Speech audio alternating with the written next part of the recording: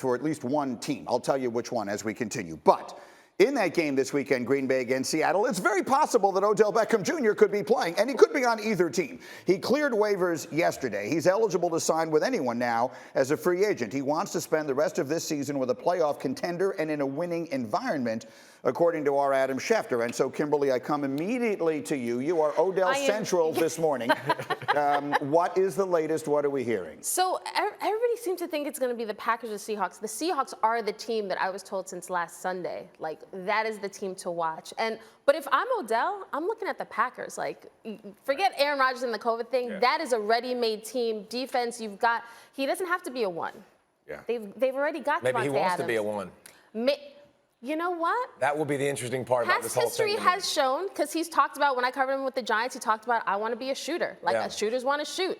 That was sort of the issue, especially he was somebody who asked to be traded multiple times, even last year, from the Browns, and that they were winning. So is it really about winning, or is it about getting the targets? That's the interesting thing. Well, that is the question. Schefter reported he wants to go someplace where he can win. He's really never been on a winning team. He's only been on the one winning team in his entire career. That one season with the Giants, the Browns last year don't really count. These are the teams that have cap space. But again, because he cleared waivers, they only need a minimal amount of cap space to sign him. The Browns are going to pay most of the rest of it. So, Neek, what makes sense to you? Give me a place. Yeah. At some point this morning, we're anticipating getting this news. Yeah. What is the team that will make you say, okay? The Packers makes a lot of sense to me. And again, all the Aaron Rodgers, we're assuming that Aaron Rodgers come back and be the quarterback that he was before. I don't think that Odell Beckham needs to put up big #1 receiver numbers. He can in that system because Aaron Rodgers is going to throw the ball a good amount and they have a good running attack. But what Odell needs to do is have success in the postseason and have success in big moments. And he's going to be out there not getting single covered or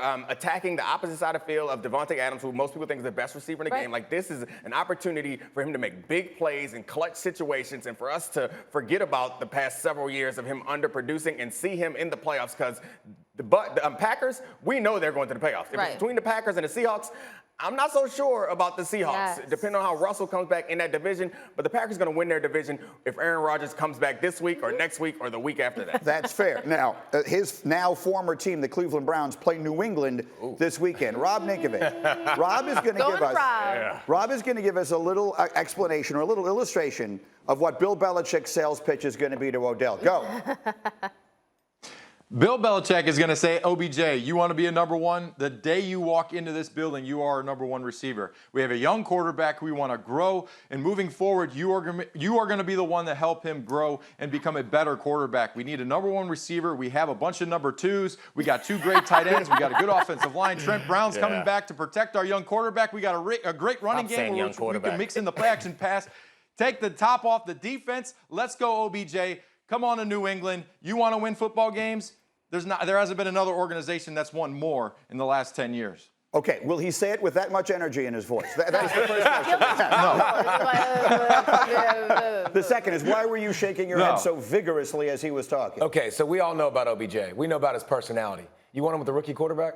I don't. He needs to go with Mac Jones, your average rookie quarterback. He played with all those stars at Alabama. I hear what you're saying, but he had all these stars on the outside. Does OBJ want that from Belichick? Yeah. Does he want that structure? Like, listen, he needs somebody that's a dude at quarterback. He needs Aaron Rodgers, Patrick Mahomes, Russell Wilson. Those are the 3 teams. He needs to go to one of those 3 teams. Immediate respect for the quarterback. What do all 3 of those quarterbacks do? They freestyle. They're going to make plays.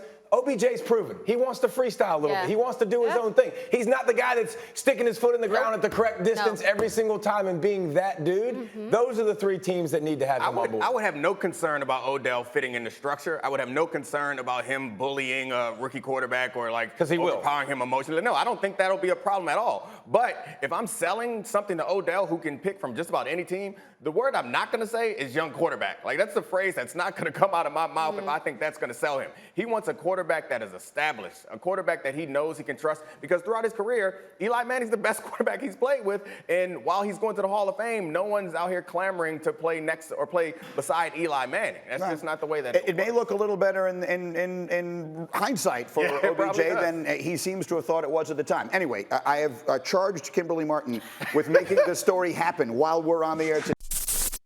Thank you for watching ESPN on YouTube. For live streaming sports and premium content, subscribe to ESPN+.